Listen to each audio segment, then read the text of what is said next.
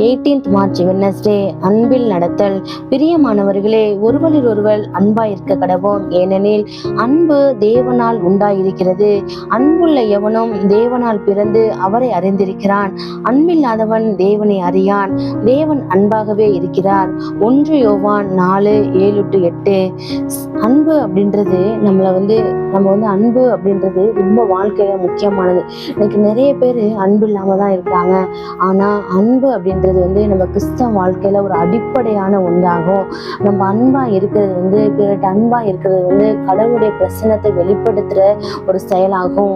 அதாவது பாருங்களேன், மற்ற வேற ஒரு இதுல இருக்கிறவங்க, ஒரு ஹிந்துவா இருக்கட்டும் இல்ல முஸ்லீமா இருக்கட்டும், அவங்களெல்லாம் பார்த்தா தெரியாது இவங்க ஹிந்து முஸ்லீம்.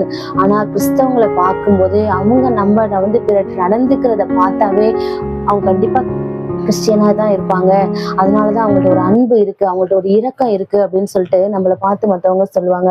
அதனால நம்ம அன்பா இருக்கிறது கிறிஸ்தவ நம்ம பிரதிபலிக்கிறதுக்கு சமமாகும், அவரை கனப்படுத்துறதுக்கு ஒன்னாகும். அதனால நம்ம பிறர்கிட்ட அன்பா இருக்கணும் அப்படின்றது தான் தேவனுடைய திட்டம். அன்பா இல்லாதவங்க தேவனை தெரிஞ்சுக்காதவங்களா இருப்பாங்க.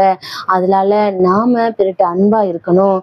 நம்ம சகோதரர்களை மாத்திரம் நம்ம அன்பு செலுத்தாம நம்ம தெரியாதவங்களே நம்ம அன்பு செலுத்தணும். அப்படி நம்ம அன்பு செலுத்தும் பொழுது நம்ம கடவுளுடைய நன்மைகள் நம்மளை தேடி வரும். ஜெபம். அன்பின் தேவனே, இனி நாங்கள் அன்பில் நடந்து எங்களுடைய செயல்களின் மூலம் உம்மை பிரதிபலிக்க கிருபை தாரும். ஆமென். Have a lovely Wednesday.